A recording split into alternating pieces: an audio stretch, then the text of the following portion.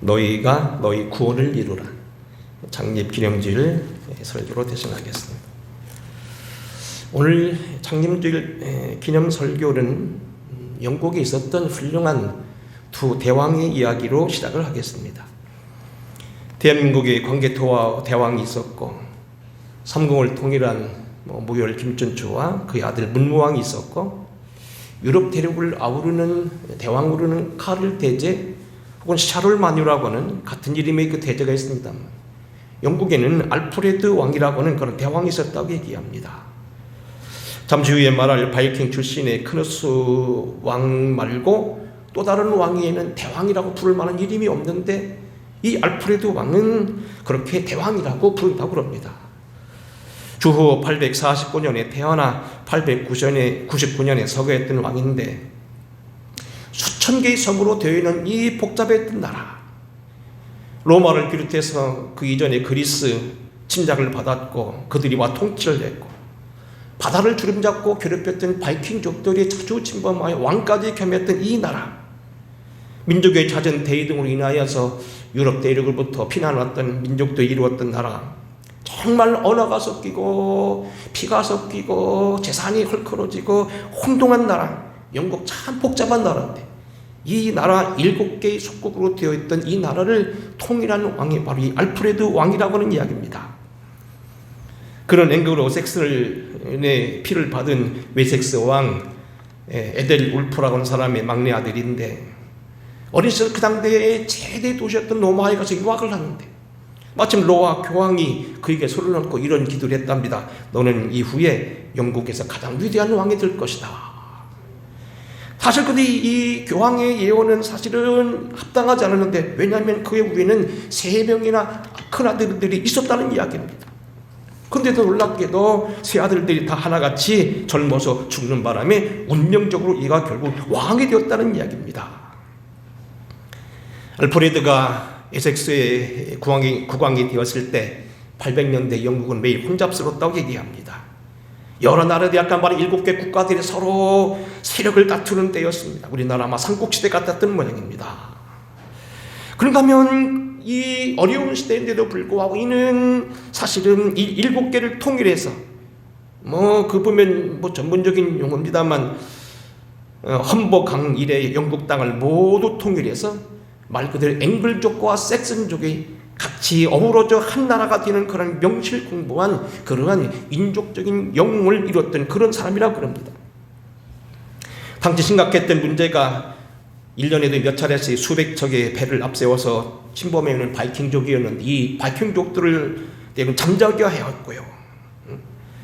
그의 업적은 역토학자뿐만 아니라 문해부흥을 일으켜서 수도원을 세우고 런던을 도시로 삼아서 수도를 옮겼고, 학문 진흥을 위해서 학자와 수도자들을 많이 세워서 문해적인 진흥을 가져왔다는 얘기입니다. 또한 그런가 하면 고전을 비롯해서 많은 책을 많이 알고 있는 그런 지식적인 임금이었고, 특별한 기독교 신자였는데 그는 통일된 법전이 필요하다 그래서 통일법전을 만들게 되었는데, 바로 그 모세의 10계명을 맨 법전 앞에 기록했고, 그 법조항조차도 모세의 나이였던 120세로 만들어서 모세를 통한 하나님이 이 나라를 통치한다는 것을 보여주기 위해서 백성들을 그렇게 신앙으로 교육하는 그런 임금이었다는 겁니다. 근데 문제는 이에게 또 어려운 시절이 있었다는 겁니다. 한때 바이킹으로 말미암아서 그가 쫓기다가 조그마한 자기 신분을 숨기게 되고 어느 시골에 들어가서 잠깐 기거하는 그러한 어려운 시기가 있었다고 얘기합니다. 집 여주인이 그가 누군지를 모르고 그에게 무슨 일을 시켰냐면 부엌에서 빵을 굽는 일을 시켰다고 합니다. 근데 이 왕이 얼마나 생각이 많겠어요. 신분을 속이면서 빵을 굽고 앉아서 얼마나 처량하냐는 말이에요. 근데 갑자기 상념하다가 그만 빵을 태웠다는 거예요. 여주인이 와서 호되게 꾸짖었다는 겁니다. 당신은 빵도 못 굽냐고 말이에요. 게을러 빠져가지고 빵 타는 것도 모르는 이 사람이 처먹을 때는 손이 빠르다고 막 야단을 합니다. 얼마나 호되게 야단하는데 옆에 있는 신하가 참다 못해 말했습니다. 이분이 알프레드 왕이십니다. 여주인이 사색이 돼가지고 벌벌 떨어가면서 목숨만 살려달라고 간청할 때 그는 이렇게 말했다는 겁니다. 당신의 말은 나를 모욕하는 것이 아니라 나를 겸손하게 만들려는 하나님의 음성입니다.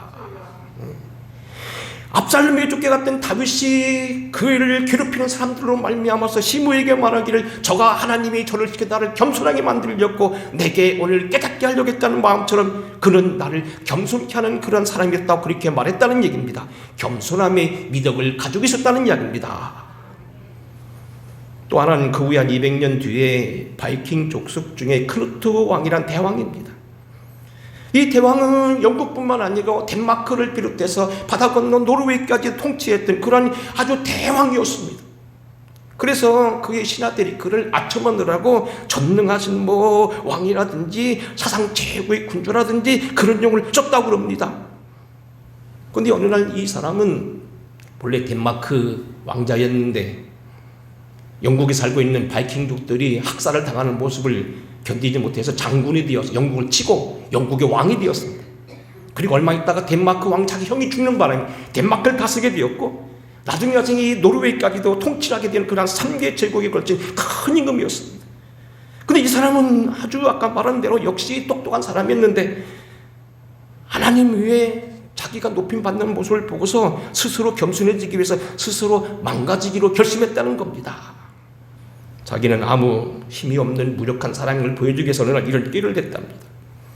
어느 날 파도가 심하게 치는 해변에 자기 옥자를 가져다 놓고 거기 앉아 이렇게 묻습니다. 얘들아, 내가 내 영토 지금 해안을 침범하고 저 파도를 명하여서 잠잠하라고 하면 파도가 잠잠하겠느냐? 갑작스런 질문에서 신하들이 벙하고 있으면서 그렇습니다 이랬습니다. 그때 임금이 일어나 이렇게 말했답니다. 바다야 잔잔하라. 바다야 잔잔하라. 여러 번 했는데도 파도가 잠잠할 줄 몰랐다는 겁니다. 그때 대왕이 이렇게 얘기했다는 겁니다. 왕의 힘이란 무력한 것이다. 하나님의 아들 외에는 세상에서 아무것도 가치 없다. 하늘과 땅의 바다는 나의 명령이 아닌 그분의 명령에만 복종하기 때문이다. 너무나 자기에게 아첨하고 자기를 하나님 이상으로 높이는 신하들에게 경고하기 위해서 자기를 망가뜨렸다고 하는 그러한 겸손한 왕의 이야기입니다. 지난 시간 우리가 사도 바울의 공부를 하면서 6가지 믿음이 관이 있었는데 5번째 겸손, 주 예수 그리스도의 마음을 품으라. 이 마음을 품으라. 자기를 낮춰 종의 형체를 가져 결국 죽기까지 순종하셨으니 곧 그가 예수 그리스도니 이 마음을 품어라. 결국 그리스도의 아름다운 덕을 위해서 겸손해야 된다는 겁니다. 사실 오늘 창립 51주년 얼마나 어려운 일들이 많았겠습니까? 갑자기 제가 기도하면서 밀려왔던 감정을 얘기했습니다만 참 쉽지 않았을 거라고 봅니다. 겸손하게 그래도 자리를 지키고 기도하고 요즘에도 눈자를 받아가면서 눈초를 받아가면서 새벽마다 찬 공기를 가르고 걸어와서 예배하고 하는 여러분들이 또 기도하는 여러분들이 하나님 앞에 참으로 겸손된 종들인 줄 믿습니다. 자, 이제 오늘은 이제 이런 5개를 넘어서서 6번째 마지막 그 인생관 구원을 받으라는 말씀입니다. 사실 오늘 저는 그래서 교회 창립주이기 때문에 교회 창립에 대한 설교를 하려고 하다가 늘 반복된 설교 같은 내용 다 아는 얘기지요. 안디옥 교회, 에베소 교회, 그 다음에 여러분 잘 아시다시피 구약에 있는 남한아이오스의 교회, 모세의 교회, 여호수아의 교회 말합니다만 그거 다 이제 뛰어넘고 오늘도 역시 그래서 이번에는 구원 문제가 상당히 중요하기 때문에 사실 교회는 왜 있느냐? 구원의 방주가 되어진다는 겁니다. 그래서 그냥 맥을 끊지 않기 위해서 계속해서 설교합니다. 구원을 이루라는 겁니다.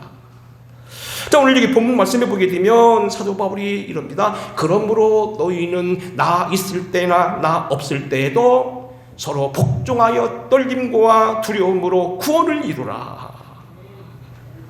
사실 여러분 구원 문제 상당히 큰 문제입니다. 교회의 문제이기도 하지만 여러분 개인들의 아주 소중한 문제입니다. 이렇게 한번 생각해 봅니다. 사도 바울이 그동안 인생 철학을 5가지로 말했습니다. 첫째는 1장 12절입니다. 형제들아 나의 당한 일이 도리어 복음의 진전이 된 줄을 너희가 알기를 원하노라.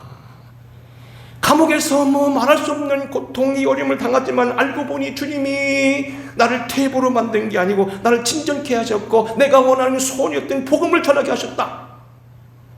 이리 가나 저리 가나 복음만 전도되고 주님만 전도되면 그만이지 나는 속상할 일이 없다. 두 번째는 1장 20절입니다. 나의 간절한 기대와 소망을 따라 내가 부끄럽지 아니한 것은 온전히 담대하여 살든지 죽든지 내 몸에서 그리스도가 영광받기를 원한다. 이는 내가 사는 것이 그리스도니 죽는 것도 유익함이라고 말하면서 죽음을 초월한 신앙을 말하며 죽음은 천당이고 삶은 영광이라고 말하면서 살 이유가 있는 건 너희와 나의 삶의 열매 때문에 살아야 된다고 그를 말하면서 삶의 이유를 설명했습니다. 세 번째는 1장 27절 복음에 합당하게 생활하라. 서로 마음을 합하고 두려움을 이기고 대적하는 자들을 무서워하지 말고 담대히 살아라. 합당하게 사는 생활 가운데 알아가면 담대함도 들어있습니다. 네 번째는 영적 싸움을 하라. 고난도 받아라. 다섯 번째는 지금 말한 대로 겸손함으로 아름다운 도를 이루고 주 예수 마음을 품으라 하겠습니다. 근데 보세요. 우리가 복음의 진전을 아는 역사 철학을 바로 이해했고 복음에 합당하게 생활도 했고 고난도 받았고 죽음도 초월했다고 말하고 겸손도 행했는데 이 다음에 우리가 죽어서 눈 떠보니까 천국이 아니고 지옥이더라고. 꽝이라는 얘기입니다. 내가 왕년에 아무리 담대했고 51년 동안 열심히 살았고 복음을 전했고 많은 사람들이 예수를 권했고 권면하고 했으나 내가 죽고 나서 살고 눈을 떠보니까 내가 간 곳이 천국이 아니고 지옥이더라. 아무것도 아니라는 얘기입니다. 고린도전서 15장에서는 사도 바울이 말합니다. 예수 그리스도의 부활이 말하면서 그리스도의 부활이 없다면 우리가 가장 불쌍한 자다. 마찬가지입니다. 만약 우리가 이 다음에 열심히 살았고 믿음으로 헌금했고 충성했고 복음을 지켰고 합당히 생활했고 겸손한 척했고 믿음으로 살았지만 구원을 이루지 못했다.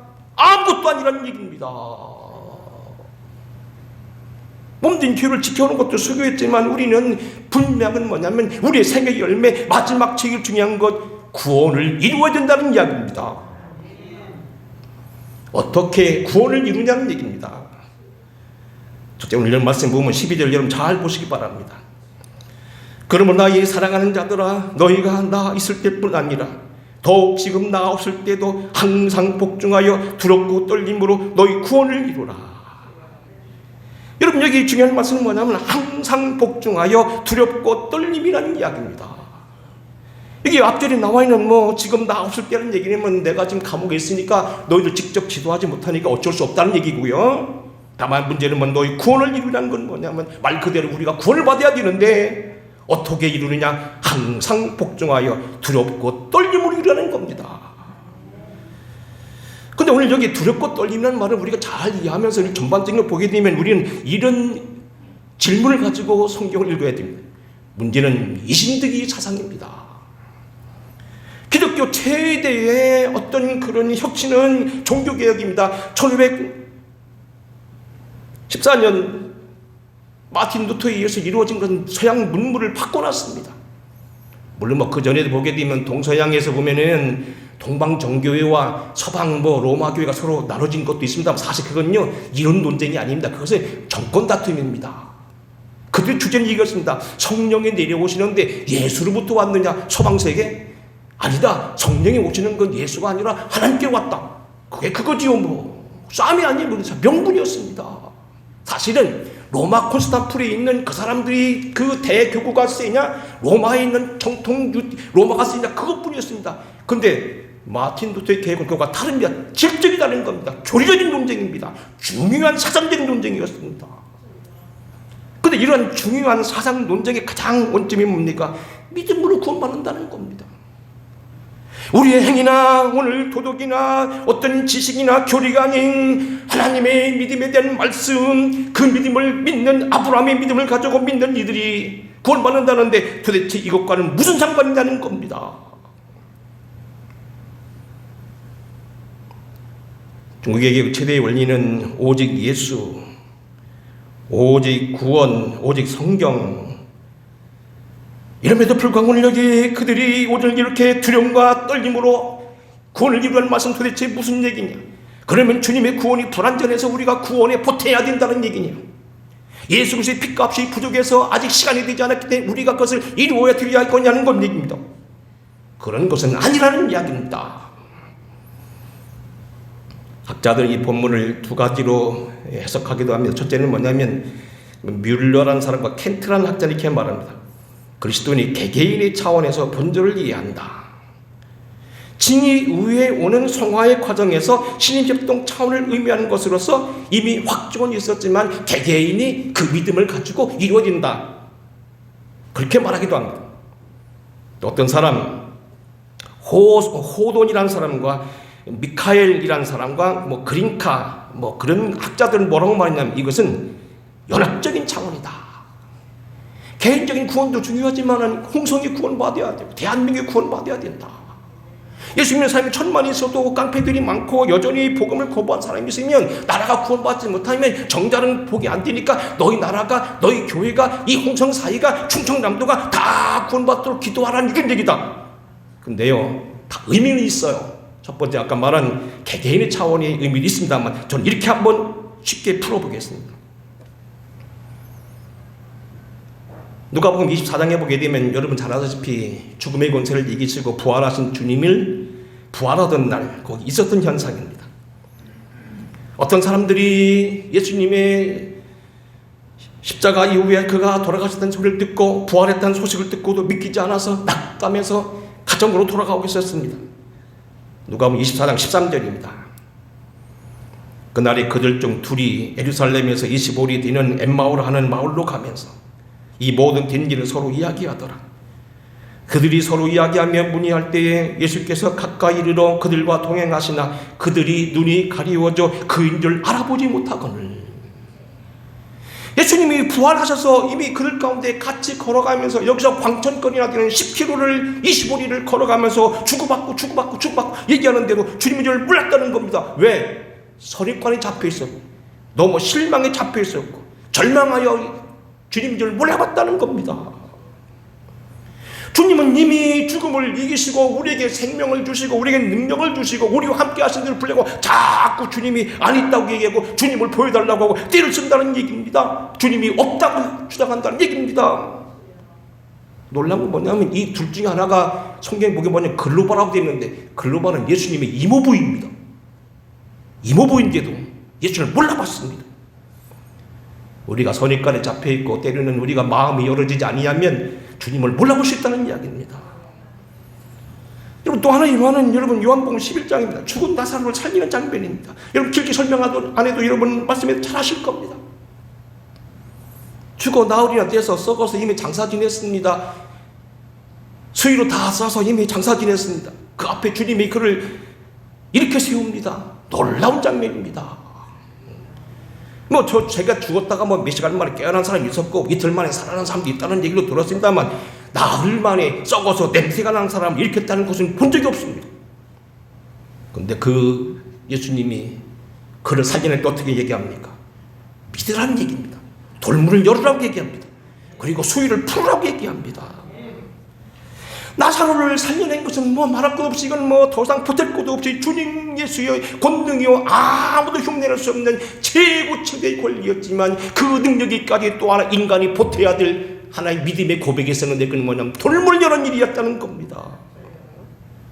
우리가 구원받는 것이 아까 말하는 오직 예수 온리 지저스 오직 믿음 솔라 피데 오직 은혜 솔라 그로시아 오직 성경 솔라 스크립트와 오직 하나님께 영광 솔리데오 글로리오 오직 예수이지만 우리가 고백하고 삶에 적용할 수 있는 신앙적인 고백과 접근이 필요하다는 겁니다. 중요한 문제니까 우리가 이렇게 생각해 보겠습니다. 우리 구원을 이루려는 얘기는 뭐냐면 하나님이 우리에게 이미 허락하셨지만 받아들여야 된다는 이야기입니다. 1970년대인가 제가 한 신문을 직접 봤던 기억이 납니다. 태평양 고도에 있는 한 섬에서 한 사람을 발견했는데 괴물 같은 인간이 태어나서 머리가 이렇게 늘어뜨리고 눈이 꽹하고요 얼굴이 시커멓고요 피골이 상접한 사람 일본군 병사였습니다. 왜 그런가 했더니 해방됐는데도 불구하고 해방이 된 걸 모르고요 붙들리면 죽는다고 생각하고 섬으로 도망다녔다는 거예요.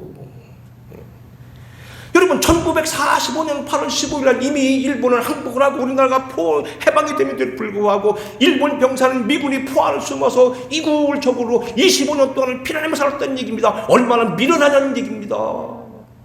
미국이 와서 일본을 돕고 일본을 다시 맹방 삼은 지가 언젠데 얼마나 무섭냐는 얘기입니다. 예수 그리스도가 우리를 해방시켜 놓고 우리를 지금 축복해 주시고 우리와 동행하고 계신데도 불구하고 예수 그리스도가 없다고 믿는 사람이라는 얘기입니다. 한국 역사 가운데 이런 거 있습니다. 미전양 장기수라는 사람이 있습니다. 간첩이 되었던 뒤 무슨 이유가 돼가서 정치범이 되어서 감옥에 있는 사람들 가운데요, 끝까지 고집하면서 김일성이 옳다고 해가지고 결국은 뭡니까? 북한으로 보낸 사람들이 있습니다. 미전양 장기수입니다. 끝까지 북한이 옳다는 겁니다. 이미 나라가 전부 망한 데는 언제고요? 이미 일본이 북한이 망한 건 저는 가서 북한에 가서 3박 4일 동안 있다 왔고요. 또 개성도 가봐서 다 봤습니다만 그 나라가 지금 좋다고 떠드는 젊은이가 있다는 겁니까? 아이러니한 일이 아닙니다. 뭐가 좋다는 겁니까? 대체 나무가 좋고 나쁜 건 열매인데 열매를 봐서 알게 되는데 뭐가 좋다는 건지 지금도 그런 젊은이들이 있다는 겁니다. 1963년 6월 18일 우리나라에 큰 세계적인 사건이 하나 일어납니다. 배짱이 투둑하기로 유명했던 영국 처칠 수당이 면도를 하다 말고 이 보고를 받고서요 놀래가지고요 얼굴을 폈다는 얘기입니다. 미국 일부에서는요 이 기회를 통해서 고집진 한국 대통령 이승만을 해고시키고 물러가게 하고 암살시켜야 된다는 여론이 팽배했다는 얘기입니다. 소위 거제도 포로석방입니다. 우리나라 전쟁이 터지고 나서 3년 동안 감옥에 있었던 사람들을요 석방하는 사건들이 있는데 반공포로 석방 국제법에 넣었던 것을요 대통령 이승만이 전격적으로 해방시켜버렸어요. 대단한 사건입니다. 35,400명의 반공포로 석방자 중에서 26,900명, 여러분들이 얼마 전에 얻어먹은 그 사과도 그때 와 계신 오가분들이 그분이 그 농사진 겁니다. 그 중에 한 분이었어요.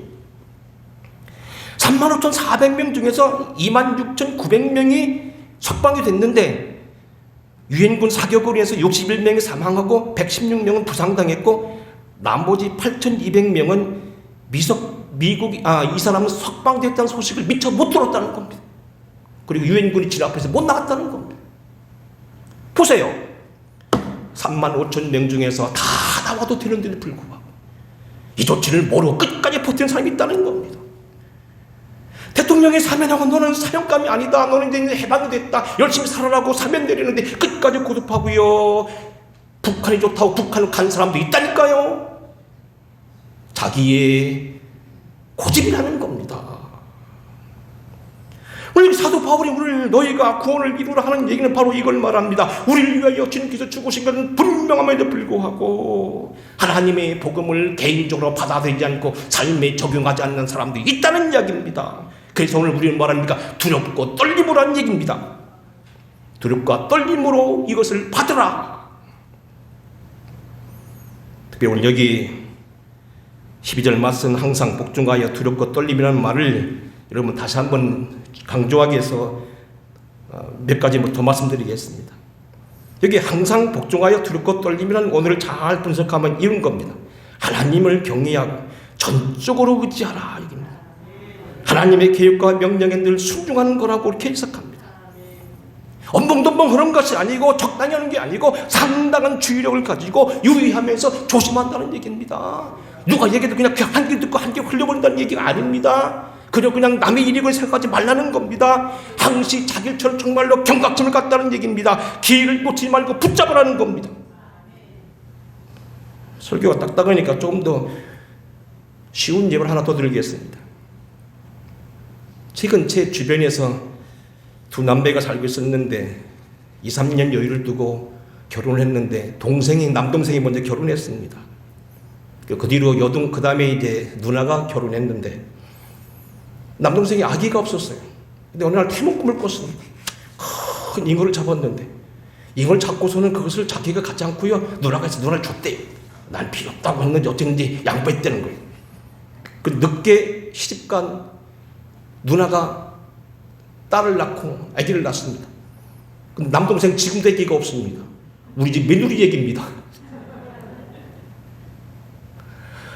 여러분, 똑같이 꿈을 꿨어도 받아들이는 사람에 따라서 그게 복이 되고 복이 흘러간다는 이야기입니다.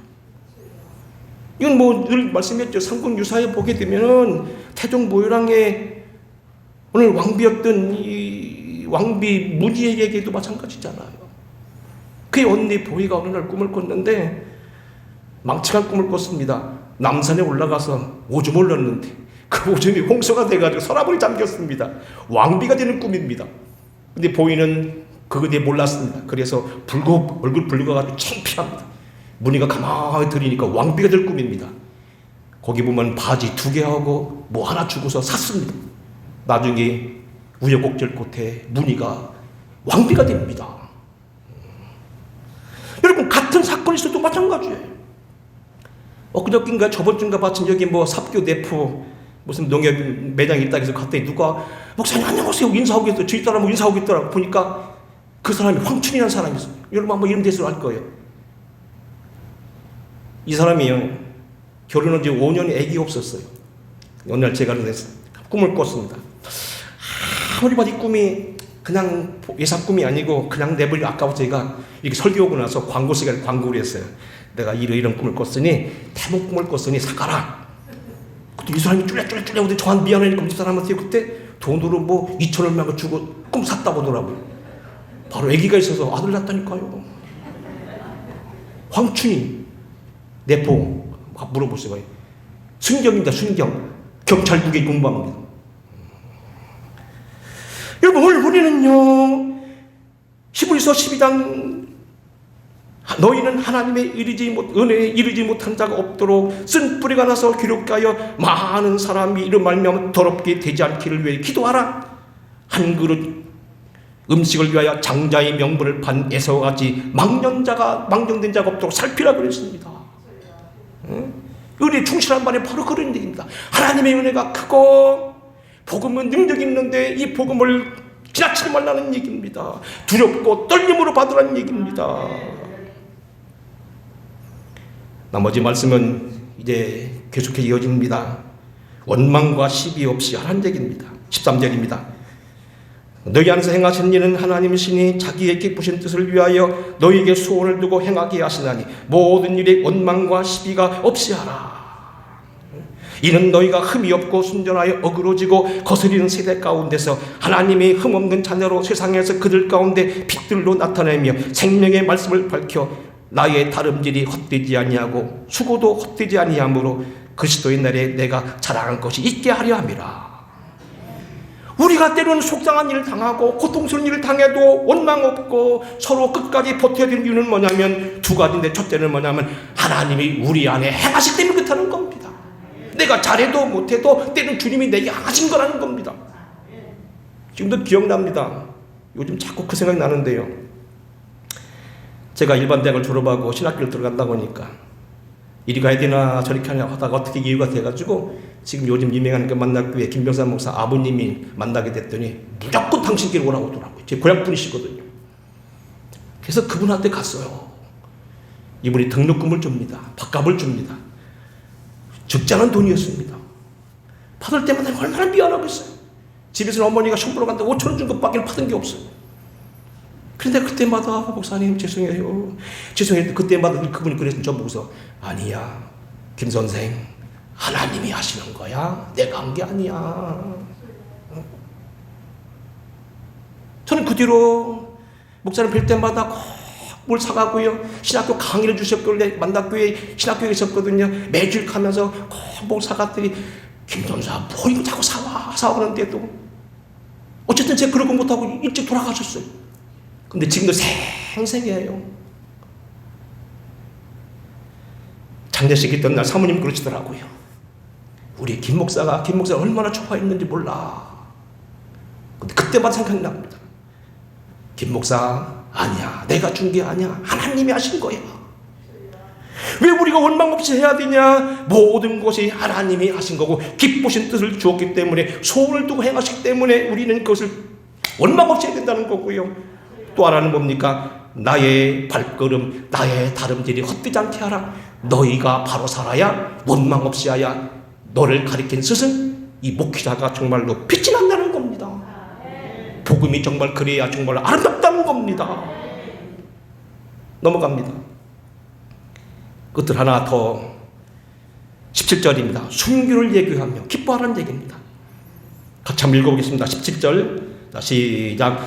만일 너희 믿음의 재물과 섬김 위에 내가 나를 전제로 드릴지라도 나는 기뻐하고 너희 무리와 함께 기뻐하리니 이와 같이 너희도 기뻐하고 나와 함께 기뻐하라. 사도 바울은요, 죽음을 문 앞에 있었기 때문에 그의 신학은 대단한 신학입니다. 언젠가 제가 한번 대학교 논문을 쓰기 위해 박사학위 논문을 쓸 때 당시 총장으로 계시던 김일숙 교수를 만났습니다. 감신대 총장 김일숙 교수 나보고 그럽니다. 이봐 학생, 웨슬레이 영성은 대단한 거야. 그는 88세 90살을 사는 거야. 칼빈은 50살 사는 사람이야. 비교가 안 돼. 여러분 뭡니까? 존 웨슬리 신앙이 왜 중요합니까? 이는 죽음을 눈앞에까지 두었던 90세를 살아가면서 온 섬을 다니며 수없이 죽음의 고비를 넘었던 사람입니다. 폭풍의 위험 속에서 떠내려가는 배 속에서, 그리고 다 물이 잠기게 된 배 속에서 죽을 뻔한 곳을 수없이 넘은 사람입니다. 그래서 그의 신학은 오늘 헛된 신학이 아니라 죽음을 눈앞에 두는 상신학이었다는 겁니다. 그 신학은 오늘도 여기 나타납니다. 내가 나를 전제로 드릴지라도. 전제는 구약의 사람들이 제사를 드릴 때 맨 마지막에 포도주를 붓는 작업이 마지막 작업이었습니다. 이제는 불 뗄 준비가 됐다는 얘기입니다. 죽을 준비가 됐다는 신고입니다. 재물의 섬김에 내가 나를 전제로 지를지라도 나는 기뻐하고 너희 무리 함께 기뻐하리니 이와 같이 너희도 기뻐하고 나와 함께 기뻐하라. 순교를 눈앞에 두고 기뻐했어요. 사도 바울의 유명한 신앙은 뭡니까? 순교를 기뻐한 신앙입니다. 죽음을 기뻐했습니다. 존 웨슬리 신앙은 뭡니까? 영화의 신앙이라는 겁니다. 근데 그 영화가 다정한 죽음이라는 겁니다. 죄에 빠져든 인간이, 타락되던 인간이 예수 그리스도를 믿고 구원받아 참회에 이르러서 결국 구원을 받습니다. 이 사람이 결국 성령의 능력을 받아 성화에 이르게 됩니다. 성화에 이르게 돼 그리스도의 영화에 이르게 되고 영원히 들어가서 영원한 안식에 들어가는데, 영원한 안식 최고의 상급이 뭐냐? 죽음이라는 겁니다. 죽음은 결코 절단이나 어떤 것이 망함이 아니라 끝이머리가 아니고 정말 수고하고 주를 위해 봉사하고 헌신한 사람들이 갖게 된 최고의 영광, 주님과 동행하는 최고의 축복이라는 겁니다. 그래서 이 일구고 기뻐하라는 얘기입니다. 주님도 마찬가지입니다. 요한복음 17장 1절 말합니다. 주여 때가 왔사오니 아들을 영화롭게 하옵소서. 영화롭게 하는 것이 죽음이라는 얘기입니다. 결코 죽음 앞에는 두려워할 이유가 없다는 겁니다. 사도 바울의 신앙은 바로 이런 영화의 신앙, 담대한 신앙, 주님 앞에 선다는 그러한 개념으로 섰다는 얘기입니다. 말씀을 마치겠습니다. 다음부터는 조금 이제 장을 바꿔서 다른 뉘앙스가 나옵니다만, 사도 바울이 그동안 제 나름 6가지로 정리해 봤습니다. 마지막이 뭡니까? 너희 구원을 이루라는 얘기입니다. 우리가 열심히 살고 복음에 합당해 살고 역사 해석을 잘하고 고난도 받았고 겸손도 하고 좋은 일을 했지만 구원받지 못하면 아무것도 아닙니다. 우리는 구원에 받도록 우리는 이것을 은혜에 합당해 살아야 됩니다. 에스겔 36장 37절 중요한 장면입니다. 주 여호와께서 이같이 말씀하셨느니라. 그래도 이스라엘 족속이 이같이 자기들에게 이루어지기를 내게 구하여 할지니라. 그래도 이스라엘 족속이, 그래도라는 게 뭡니까? 에스겔 36장에 보게 되면 결국 주님의 때에 이스라엘 회복시키며 축복한 장면이 16가지 쭉 나옵니다. 그들이 더럽힌 이름을 다시 성화롭게 하고 부끄러움을 당하지 않는 자리에서 높이게 되고 사람이 없던 자리가 사람들이 특실되게 만들게 되고 많은 영광의 자리가 나타나는 약속이 됩니다. 16가지, 17가지 만국 위에 높이 세울 거라는 그런 축복까지 주어집니다. 개인적인 축복, 물질적인 축복, 영적인 축복, 나라적인 축복이 다 약속되었습니다. 그런데 그 말씀이 이렇게 말합니다. 그래도 이스라엘 족속이 이같이 자기들에게 이루어지기를 위하여 내게 구하여 할지라. 여러분의 것이 되기 위해서 여러분 기도하고 두려움과 떨림으로 복종함으로 받아야 된다는 말씀입니다. 오늘 창립 51주를 맞이해서 수고하신 것 다시 한번 감사드리고요. 작은 것이지만 교회 요람도 오늘 나왔고 또 여러분들이 낸 원고를 통해서 조그만 책자, 소책자, 신앙간증들이 또 나와 있습니다만 다시 한번 수고하신 것 감사드립니다. 하지만 오늘 가장 중요한 이 교회가 구원의 방주가 되길 바라고, 여러분도 빠짐없이 눈을 떴을 때 주님의 나라에서 뜨기를 바라고, 여러분 주변의 사람들을 인도하시기 바랍니다. 여러분 가족들을 주께 인도하게 내시기 바랍니다. 항상 두렵고 떨림으로 너희 구원을 이루라. 원망과 시비 없이 하라. 그리고 기뻐하고 기뻐하라. 전제 순간에 와더라 떨지 않았던 이런 신앙들이 저와 여러분에게 확실히 서게 되기를 주의 이름으로 축원합니다. 고마우신 아버지, 교회 선지 51년 동안 수고한 종들이 오늘도 예배를 드립니다. 몸된 교회를 받들고 끝까지 자리를 지키고 애쓰며 수고하며 오늘까지 이르렀습니다. 내 백성을 이루하신 주님, 백성들을 이루어 받기를 원합니다. 다시 한번 일어서게 하여 주시옵시고, 우리의 잘한 것, 못한 것, 잘잘못, 때로는 좋았던 것 다 뒤로 돌려보내게 하시고, 부름의 상을 위하여 항상 복종과 두려움으로 우리의 구원을 이루게 하시옵소서. 예수님 거룩하신 이름 받들어 간절히 축복하고 기도하옵나이다. 아멘. 찬양 드리겠습니다.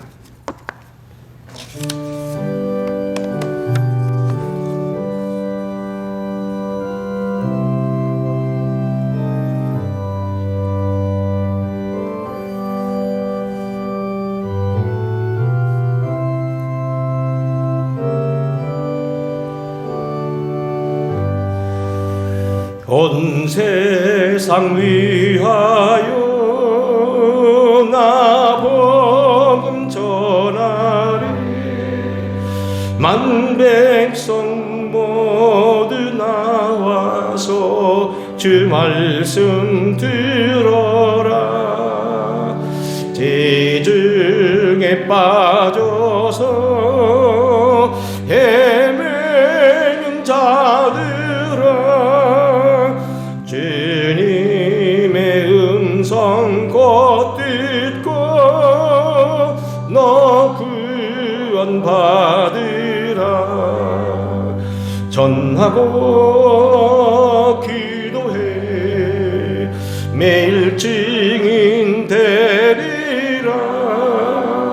세상 모든 사람들 듣고 그 사랑 알도록 온 세상 위하여 이 복음 전하리. 저죄인 회개하고서 주 예수 믿어라. 이 세상 구하려 주 돌아가신 곳 나 증거하지 않으면 그 사랑 모르리. 전하고 기도해 매일 증인 되리라. 세상 모든 사람 다 듣고 그 사랑 알도록 온 세상 위하여 주